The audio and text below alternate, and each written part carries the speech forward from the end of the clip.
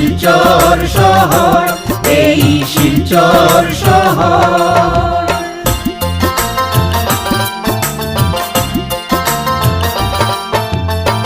Current আনার আবেদনে জানান বরদাকান্ত দাসে। অভয় বাবু চেয়ারম্যান ছিলেন মিউনিসিপাল বোর্ডে। 1924 সনে আবেদন করা হলো, সেই সুবাদে এই শহরে বিজলি বাতি জ্বলল।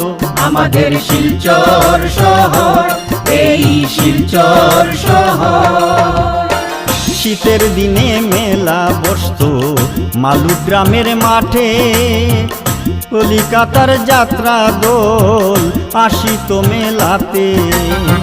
মেলায় শ্যামাকান্ত বাবু সার্কাস নিতেন, তখন প্রথম শিলচর